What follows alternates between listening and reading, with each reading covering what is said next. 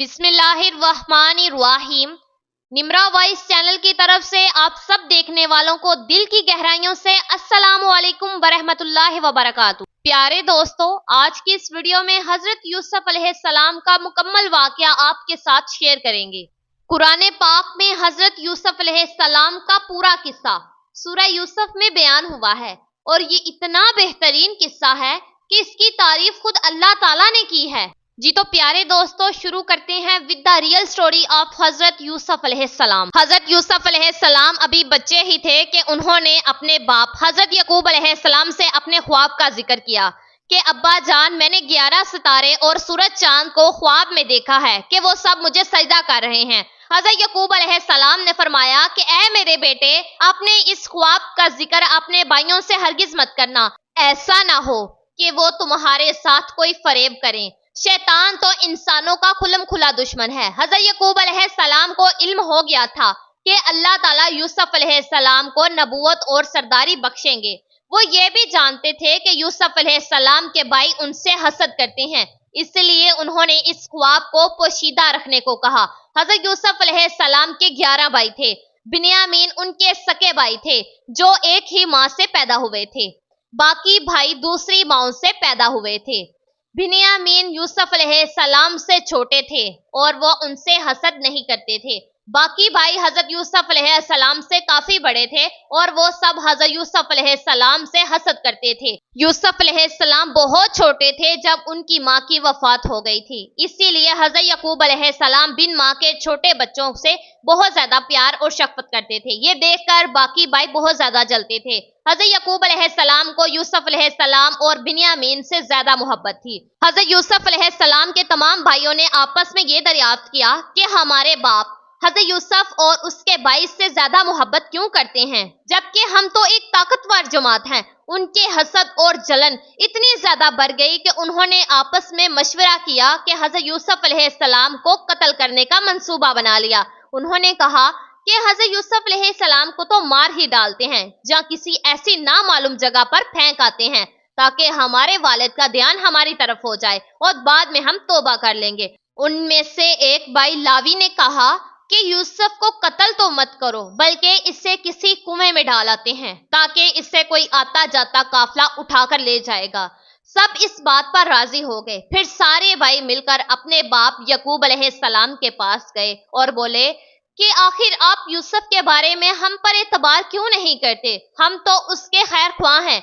कल आप यूसुफ को हमारे साथ भेज दीजिएगा। ये खूब खाए पिए और खेले और इसकी हिफाजत के हम जिम्मेदार हैं। हजरत यकूब अलैहिस्सलाम ने फरमाया कि इससे तुम्हारा ले जाना मुझे फिक्रमंद रखेगा और मुझे ये भी डर लगा रहेगा कि कहीं इसे भेड़िया ना खा जाए। उन्होंने जवाब दिया कि हम जैसी ताकतवर जमात की मौजूदगी में इसे भेड़िया खा जाए तो हम तो बिल्कुल ही निकम्मे हुए। बेटों के बार बार इसरार करने पर हजरत यकूब अलैहिस्सलाम हजरत यूसुफ अलैहिस्सलाम को अपने भाइयों के साथ भेजने पर रजामंद हो गए।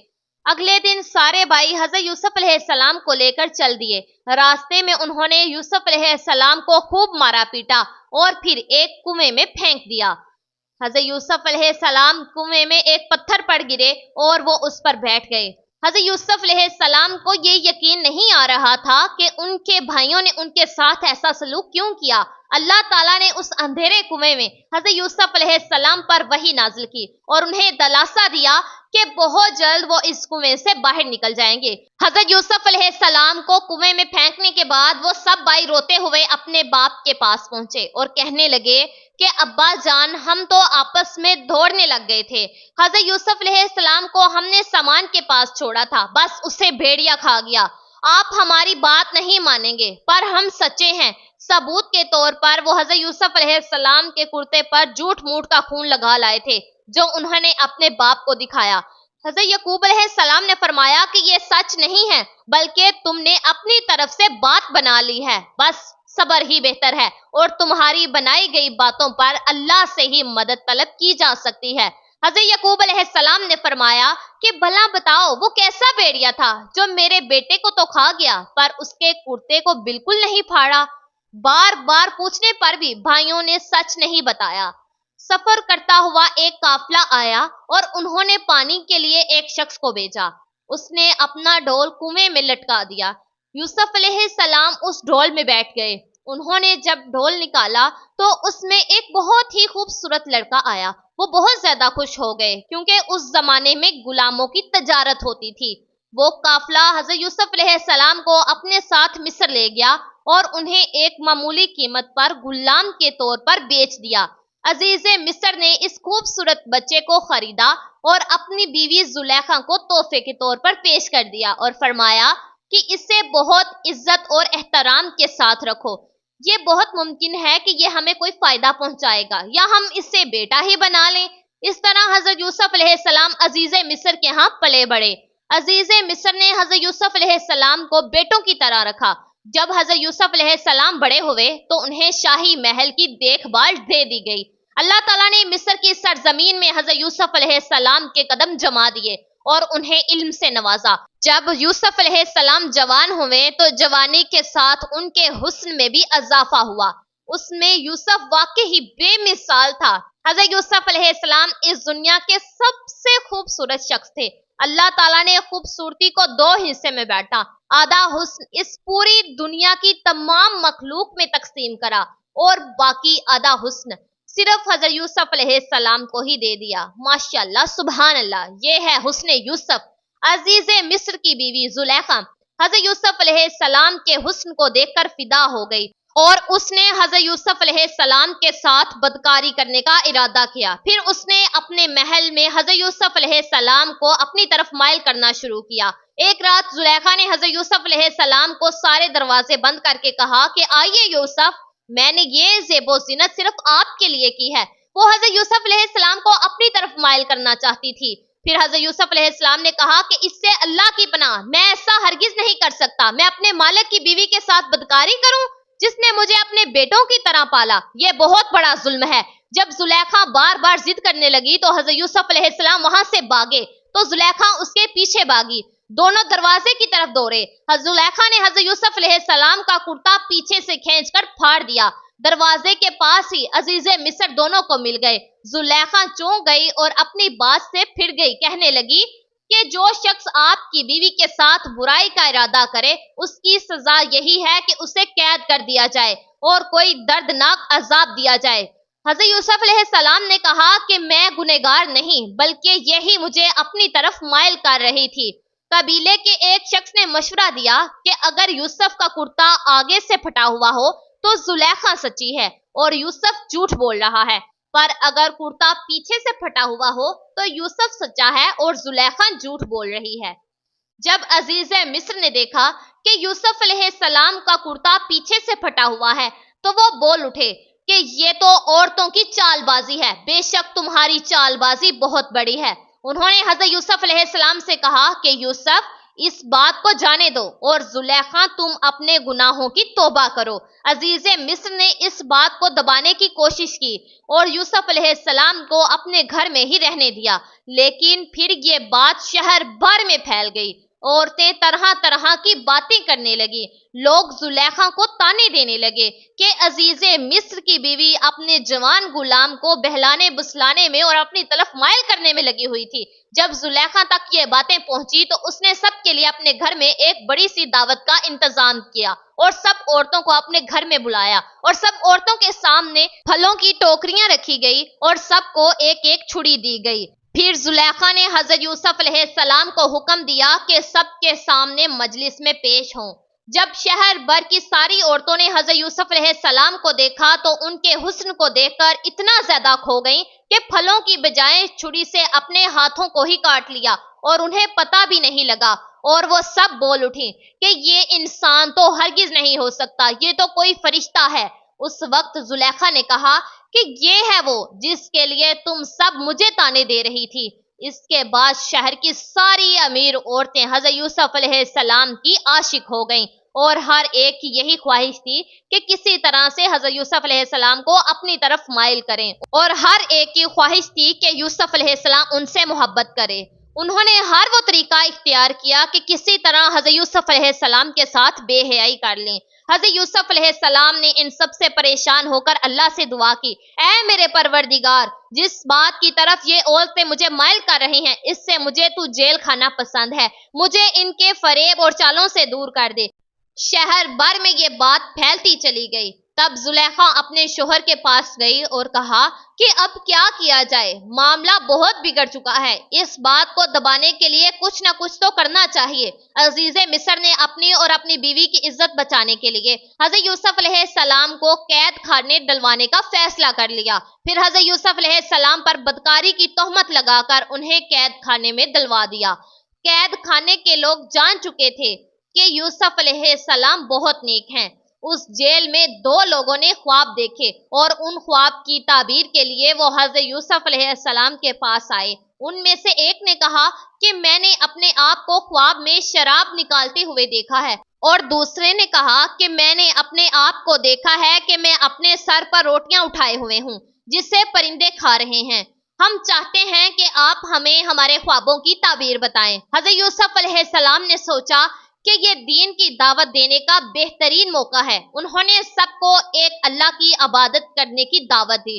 پھر انہوں نے فرمایا کہ میں تمہیں یہ بھی بتا سکتا ہوں کہ آج تم سب کو قید خانے میں کون سا کھانا دیا جائے گا، اور یہ علم مجھے میرے رب نے عطا کیا ہے۔ پھر جو کھانا حضرت یوسف علیہ السلام نے بتایا تھا وہی کھانا سب کو دیا گیا۔ سب حیران ہو گئے اور حضرت یوسف علیہ السلام پر ان کا یقین اور پختہ ہو گیا۔ پھر حضرت یوسف علیہ السلام نے ان کے خواب کی تعبیر بتائی کہ تم میں سے ایک تو اپنے بادشاہ کو شراب پلانے پر مقرب ہو جائے گا، لیکن دوسرے کو سولی پر چڑھا دیا جائے گا اور پرندے اس کا سر نوچ نوچ کر کھائیں گے۔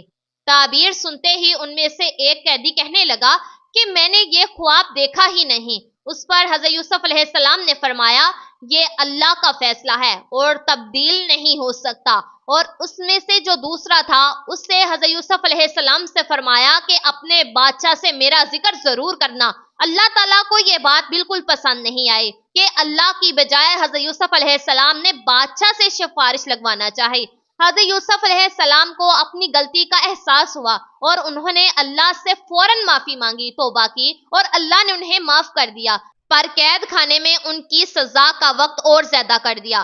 پھر جیسے ہی حضرت یوسف علیہ السلام نے تعبیر بتائی تھی ویسا ہی ہوا۔ ان میں سے ایک کو پھانسی کی سزا دے دی گئی اور دوسرا بادشاہ کو شراب پلانے پر مقرب کر دیا گیا، لیکن وہ بادشاہ سے حضرت یوسف علیہ السلام کا ذکر کرنا بھول گیا، اور اس طرح سے حضرت یوسف علیہ السلام قید خانے میں 7 سال تک رہے۔ کسی کو بھی یہ خبر نہیں تھی کہ حضرت یوسف علیہ السلام قید خانے میں ہیں۔ کوئی ان کی سفارش لگانے والا یا قید خانے سے نکالنے والا نہیں تھا۔ ایک مدت بعد مصر کے بادشاہ نے ایک عجیب و غریب خواب دیکھا۔ بادشاہ نے کہا کہ میں نے خواب میں دیکھا ہے کہ 7 موٹی تائی فروا گائیں، جن کو 7 دبلی پتلی لاگر گائیں کھا رہی ہیں، اور 7 بالیاں ہیں ہری ہری اور دوسری 7 بالکل خشک۔ یہ خواب بادشاہ کو لگاتار آتا رہا اور اس خواب کو بادشاہ نے بہت زیادہ پریشان کیا ہوا تھا۔ بادشاہ نے سارے درباریوں اور بڑے بڑے پجاریوں کو بلایا کہ میرے اس خواب کی تعبیر بتاؤ، اگر تم خواب کی تعبیر بتا سکو تو۔ شہر کے نامی گرامی پجاریوں میں خواب کی تعبیر کرنے کی کوشش کی، مگر وہ کچھ بھی تدبیر نہ کر سکے، اور بادشاہ سے یہ کہہ دیا کہ یہ تو پریشان کرنے والا معمولی سا خواب ہے۔ پھر بھی بادشاہ کو یہ خواب لگاتار آتا رہا۔ پھر بادشاہ کو شراب پلانے والے قیدی کو حضرت یوسف علیہ السلام یاد آئے کہ وہ خوابوں کی تعبیر بتاتے ہیں۔ انہوں نے بادشاہ کے سامنے حضرت یوسف علیہ السلام کا ذکر کیا اور قید خانے جانے کی اجازت مانگی۔ پھر وہ قید خانے گیا اور حضرت یوسف علیہ السلام سے مل کر بادشاہ کے خواب کا ذکر کیا۔ تب حضرت یوسف علیہ السلام نے خواب کی تعبیر بتائی کہ اب جو 7 سال آئیں گے اس میں بہت بارش برسائی جائے گی اور فصل بہت اچھی ہوگی۔ تم 7 سال تک لگاتار گیہوں بویا کرنا اور فصل کاٹ کر اسے بالیاں یعنی چھلکوں سمیت ہی رہنے دینا۔ اس کے بعد 7 سال نہایت سخت قحط کے آئیں گے، تب تم وہ ذخیرہ کیا ہوا گیہوں استعمال کرنا۔ حضرت یوسف علیہ السلام نے صرف خواب کی تعبیر ہی نہیں بتائی تھی بلکہ اس کا علاج بھی بتایا۔ جب یہ بات بادشاہ کو بتائی گئی تو اس نے حضرت یوسف علیہ السلام کو قید خانے سے رہا کروانے کا حکم دے دیا، لیکن حضرت یوسف علیہ السلام نے انکار کر دیا کیونکہ وہ کسی احسان کے تحت رہا نہیں ہونا چاہتے تھے بلکہ اپنی بے گناہی ثابت کرنا چاہتے تھے۔ حضرت یوسف علیہ السلام نے فرمایا کہ اپنے بادشاہ سے پوچھو کہ ان عورتوں کا حقیقی واقعہ کیا ہے جنہوں نے اپنے ہاتھ کاٹ لیے تھے۔ قاصد واپس آیا اور اس نے بادشاہ کو حضرت یوسف علیہ السلام کا جواب سنایا۔ بادشاہ بہت حیران ہوا کہ اگر کسی قیدی کو 7 سال قید میں رہنے کے بعد رہا ہونے کا موقع ملے تو کوئی کیوں منع کرے گا۔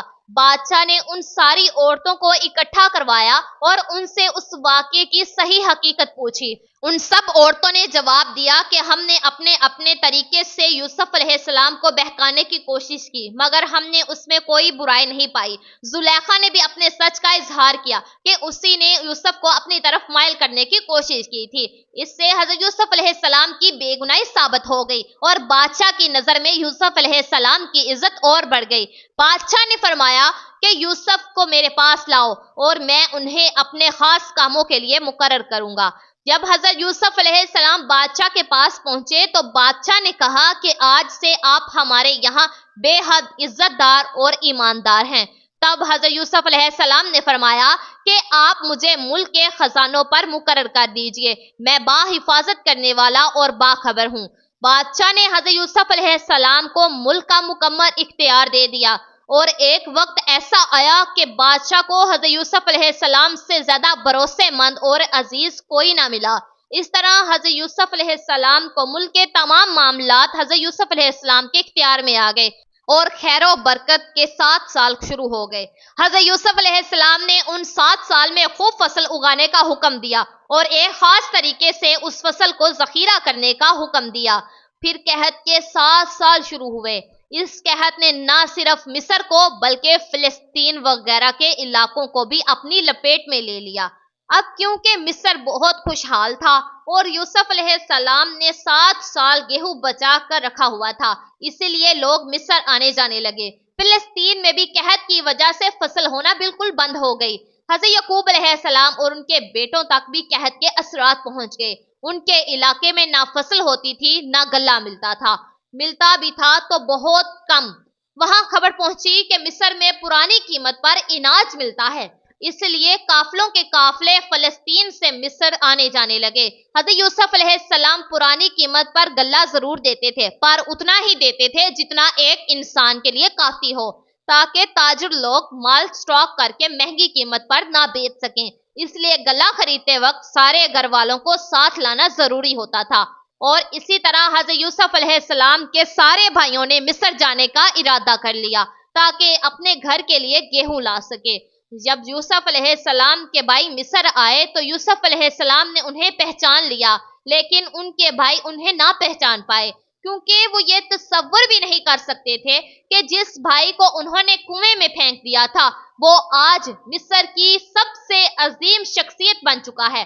حضرت یوسف علیہ السلام نے ان کی بہت خاطر توازو کی اور ان سے ان کے باپ کے بارے میں پوچھا، پھر تفتیش کے بہانے پوچھا کہ کیا ان کا کوئی اور بھائی بھی ہے۔ بھائیوں نے بتایا کہ ان کا ایک اور چھوٹا بھائی بھی ہے، بنیامین، جس کو ان کے باپ اپنے سے بالکل دور نہیں کرتے۔ حضرت یوسف علیہ السلام نے ان کے اس سال کی گندم دے دی، لیکن یہ شرط رکھ دی کہ اگلے سال وہ اپنے ساتھ بنیامین کو بھی لائیں ورنہ انہیں گندم نہیں ملے گی۔ یہ اس لیے کہ حضرت یوسف علیہ السلام اپنے سکے بھائی بنیامین سے ملنا چاہتے تھے۔ پھر جن پیسوں سے انہوں نے گیہوں خریدے تھے، حضرت یوسف علیہ السلام نے اپنے ملازموں سے کہا کہ ان کی پونجی انہی کے سامان میں واپس رکھ دو اور ان کو پتہ نہ چلے۔ یہ اس لیے کہ حضرت یوسف علیہ السلام چاہتے تھے کہ وہ اگلے سال ضرور آئیں اور ممکن ہے کہ ان کے پاس دوبارہ آنے کے لیے رقم نہ ہو اور وہ گندم خریدنے نہ آئیں۔ پر گھر پہنچنے پر بھائیوں نے حضرت یعقوب علیہ السلام سے کہا کہ آئندہ ہمیں گیہوں تب ہی ملے گا جب بنیامین کو ہم اپنے ساتھ لے کر جائیں گے۔ حضرت یعقوب علیہ السلام نے ان کی بات ماننے سے صاف انکار کر دیا۔ پھر جب انہوں نے اپنا سامان کھولا تو اس میں اپنے پیسے موجود پائے۔ یہ دیکھ کر انہوں نے حضرت یعقوب علیہ السلام کو اور زیادہ منانے کی کوشش کی، اور بار بار اصرار کرنے لگے۔ حضرت یعقوب علیہ السلام نے فرمایا کہ میں بنیامین کو تمہارے ساتھ تب تک نہیں بھیجوں گا جب تک تم لوگ اللہ تعالیٰ کی قسم نہ کھا لو کہ اسے اپنے ساتھ صحیح سلامت واپس لے کر آؤ گے۔ ان سب نے اللہ تعالیٰ کی قسم کھائی اور کہا کہ بنیامین کو اپنے ساتھ حفاظت سے لے کر آئیں گے۔ اگلے سال جب پھر سے مصر جانے کا وقت آیا تو یعقوب علیہ السلام نے اپنے بیٹوں کو نصیحت دی کہ اے میرے بچوں، تم سب ایک دروازے سے ہرگز مت داخل ہونا بلکہ الگ الگ دروازوں سے داخل ہونا۔ مطلب یہ تھا کہ تم سب 11 نوجوان بھائی ہو، تمہیں ساتھ دیکھ کر کوئی بھی حسد نہ کر بیٹھے اور کوئی تم لوگوں کو نقصان نہ پہنچا سکے۔ جب سب بھائی مصر پہنچ گئے تو حضرت یوسف علیہ السلام نے ان کی پھر سے خدمت توجہ کی اور بنیامین کو اکیلے بلا کر انہیں گلے لگایا اور بہت پیار کیا اور انہیں بتایا کہ وہ ان کے بڑے بھائی یوسف ہیں۔ پھر حضرت یوسف علیہ السلام نے اپنے بھائی کو روکنے کے لیے ایک ترکیب سوچی۔ انہوں نے اپنے بھائی کے سامان میں پانی پینے کا پیالہ رکھ دیا۔ جب سب جانے لگے تو مصر کے رکھوالوں نے انہیں روکا اور ان کی تلاشی لی، یہ کہہ کے کہ شاہی پیالہ گم ہو گیا ہے۔ بھائیوں نے بولا کہ اللہ کی قسم ہم چور نہیں ہیں، انہوں نے چوری نہیں کی۔ انہوں نے کہا کہ اچھا، چور کی کیا سزا ہے اگر تم جھوٹے ہو؟ بھائیوں نے جواب دیا کہ اس کی سزا یہی ہے کہ جس کے سامان چورایا گیا ہو، چور اس کا غلام ہو جاتا ہے۔ یوسف علیہ السلام نے ان کے سامان کی تلاشی کروائی اور بنیامین کے سامان میں شاہی پیالہ مل گیا۔ بھائیوں نے فوراً کہا کہ اگر اس نے چوری کی ہے تو کوئی بہت تعجب کی بات نہیں، اس کا بھائی یوسف بھی پہلے چوری کرتا تھا۔ یوسف علیہ السلام کو اس بات کا بہت زیادہ برا لگا کہ اتنے سال بعد بھی ان کے بھائیوں کے دل ان کے لیے ذرا بھی صاف نہیں ہوا، وہ ابھی تک مجھ سے حسد کرتے ہیں۔ حضرت یوسف علیہ السلام نے اس بات کو اپنے دل میں ہی رکھ لیا اور یہ کہا کہ آپ لوگ بہت برے ہیں اور جو کچھ تم لوگ بیان کرتے ہو اس کا اللہ ہی گواہ ہے۔ اب سارے بھائی حضرت یوسف علیہ السلام کی منت سماجت کرنے لگے اور بولے کہ اے عزیز مصر، اس کے باپ بہت نیک، شریف اور برے عمر کے شخص ہیں، آپ اس کی جگہ ہم میں سے کسی کو رکھ لیں۔ حضرت یوسف علیہ السلام نے فرمایا کہ گنہگار کے سوا ہم کسی اور کو گرفتار نہیں کرتے، یہ ناانصافی ہوگی۔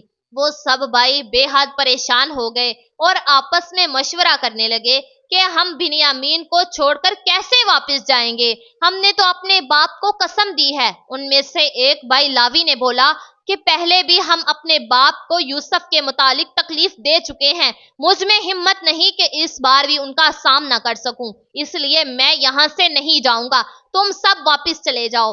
جب سارے بھائی فلسطین واپس پہنچے تو بنیامین کے واپس نہ آنے پر حضرت یعقوب علیہ السلام بہت زیادہ رنجیدہ ہو گئے۔ حضرت یوسف علیہ السلام کو تو وہ پہلے ہی کھو چکے تھے، اب ایک اور بیٹے بنیامین کی جدائی ان سے برداشت نہیں ہوئی۔ بھائیوں نے انہیں سارا واقعہ بیان کیا تو یعقوب علیہ السلام نے فرمایا کہ تم نے اپنی طرف سے کوئی بات بنا لی ہے جس طرح پہلے کیا تھا، بس اب صبر ہی بہتر ہے، بے شک اللہ علم اور حکمت والا ہے۔ حضرت یعقوب علیہ السلام یوسف علیہ السلام کی جدائی میں 40 سال تک روتے رہے۔ وہ بنیامین میں یوسف علیہ السلام کی جھلک دے کر اپنے آپ کو تسلی دے لیتے تھے، اور جب بنیامین ہی ان سے چھن گیا تو یہ ان کے صبر کا سب سے بڑا امتحان تھا۔ یوسف علیہ السلام کی یاد میں رو رو کر ان کی آنکھیں ویسے ہی کمزور ہو گئی تھی، لیکن اس صدمے کی وجہ سے وہ اتنا روئے کہ ان کی بینائی چلے گئی اور ان کی آنکھیں سفید ہو گئی۔ بنیامین کے نہ آنے پر انہوں نے بولا کہ ہائے یوسف! یہ سن کر سارے بھائی چڑ گئے اور بولے کہ آپ ہمیشہ سے ہی یوسف کو یاد کرتے رہے ہیں، یہاں تک کہ آپ جان ہی دے دیں گے۔ اس پر حضرت یعقوب علیہ السلام نے فرمایا کہ میں تو اپنے غم اور تکلیف کا اظہار صرف اللہ سے ہی کرتا ہوں اور اللہ ہی کی طرف سے وہ باتیں جانتا ہوں جو تم نہیں جانتے۔ حضرت یعقوب علیہ السلام نے فرمایا کہ اے میرے بچوں، تم مصر جاؤ اور عزیز مصر سے بات کرو اور اللہ کی رحمت سے نا امید مت ہونا۔ وہ سب پھر مصر پہنچے اور حضرت یوسف علیہ السلام سے مل کر کہنے لگے کہ اے عزیز مصر، ہمیں اور ہمارے خاندان کو بہت دکھ پہنچا ہے، ہمارے باپ بہت ضعیف عمر کے ہیں اور ہمارے باپ بہت دکھی ہیں، آپ بنیامین کو ہمارے ساتھ واپس بھیج دیں۔ حضرت یوسف علیہ السلام نے ان سے پوچھا کہ کیا تم جانتے بھی ہو کہ تم نے یوسف کے ساتھ کیا کیا تھا؟ بھائی بہت حیران اور پریشان ہو گئے اور حیران ہو کر پوچھنے لگے کیا آپ ہی یوسف ہیں؟ انہوں نے جواب دیا کہ ہاں میں ہی یوسف ہوں اور یہ میرا بھائی بنیامین ہے۔ اللہ تعالیٰ نے ہم پر فضل و کرم کیا اور جو بھی صبر کرے اللہ کسی نیک شخص کا اجر ضائع نہیں کرتا۔ وہ سب بہت زیادہ شرمندہ ہو گئے اور بولے بے شک اللہ نے تمہیں ہم پر برتری دی ہے اور یہ بھی بالکل سچ ہے کہ ہم خطا کار ہیں۔ حضرت یوسف علیہ السلام اس مقام پر انہیں سزا دے کر انہیں بدلہ لے سکتے تھے، پر حضرت یوسف علیہ السلام نے انہیں معاف کر دیا اور فرمایا کہ آج تم پر کوئی ملامت نہیں ہے، اللہ تعالیٰ تمہیں بخشے، وہ سب مہربانوں سے بڑا مہربان ہے۔ میرا یہ کرتا لے جاؤ اور اسے میرے والد کے چہرے پر ڈال دینا تاکہ وہ دیکھنے لگیں اور اپنے خاندان کو میرے پاس لے آؤ۔ سارے بھائی حضرت یوسف علیہ السلام کا کرتا لے کر فلسطین کی طرف واپس چل دیے۔ وہ راستے میں ہی تھے کہ یعقوب علیہ السلام نے حضرت یوسف علیہ السلام کی خوشبو محسوس کر لی اور کہنے لگے کہ مجھے یوسف کی خوشبو آ رہی ہے۔ خاندان کے سب لوگ حضرت یعقوب علیہ السلام کو دیوانہ سمجھ رہے تھے۔ جب سارے بھائی حضرت یعقوب علیہ السلام کے پاس واپس پہنچے تو انہیں سارا واقعہ بتایا اور ان کے چہرے پر حضرت یوسف علیہ السلام کا کرتا ڈالا تو حضرت یعقوب علیہ السلام کی بینائی واپس آ گئی اور وہ پھر سے دیکھنے لگ گئے۔ آخر کار حضرت یعقوب علیہ السلام کو یوسف علیہ السلام کے زندہ ہونے کی خبر سن کر بہت سکون ملا اور انہوں نے فرمایا کہ کیا میں نہ کہتا تھا کہ اللہ تعالیٰ کی طرف سے میں وہ باتیں جانتا ہوں جو تم نہیں جانتے۔ تب بھائیوں نے کہا کہ ابا جان آپ اللہ تعالیٰ سے ہمارے گناہوں کی بخشش طلب فرمائیے، بے شک ہم گنہگار ہیں۔ ان بھائیوں نے حضرت یوسف علیہ السلام کے قتل کا ارادہ کرتے وقت یہ بولا تھا کہ ہم بعد میں توبہ کر لیں گے، مگر 40 سال تک وہ توبہ نہیں کر پائے۔ بے شک اللہ تعالیٰ کی اجازت کے بغیر کوئی توبہ بھی نہیں کر سکتا۔ حضرت یعقوب علیہ السلام نے اپنے بیٹوں کے لیے اللہ سے معافی طلب کی، پھر سارا خاندان فلسطین چھوڑ کر مصر کی طرف روانہ ہو گئے۔ آخر کار حضرت یعقوب علیہ السلام اپنے بیٹے یوسف علیہ السلام سے 40 سال بعد ملے۔ بیٹے اور باپ کی اس کیفیت کا تصور کیجئے کہ کیا عالم ہوگا۔ جب سارا گھرانہ حضرت یوسف علیہ السلام کے پاس پہنچ گیا تو یوسف علیہ السلام نے اپنے ماں باپ کو اپنے پاس جگہ دی اور انہیں تخت پر اپنے پاس بٹھایا۔ حضرت یوسف علیہ السلام کی یہ شان و شوکت دیکھ کر سب حضرت یوسف علیہ السلام کے سامنے سجدے میں گر گئے۔ تب حضرت یوسف علیہ السلام نے فرمایا کہ ابا جان یہ میرے وہ بچپن کے خواب کی تعبیر ہے، میرے رب نے اسے سچ کر دکھایا۔ اللہ تعالیٰ نے مجھ پر بہت رحم کیا اور مجھے مصیبتوں سے نکالا۔ میرا رب جو چاہے جسے چاہے اس کے لیے بہترین تدبیر کرنے والا ہے اور وہ بہت علم و حکمت والا ہے۔ اے میرے اللہ تو نے مجھے حکومت عطا فرمائی اور مجھے خوابوں کی تعبیر سکھائی۔ اے آسمان و زمین کو پیدا کرنے والے تو ہی دنیا اور آخرت میں میرا ولی اور کارساز ہے۔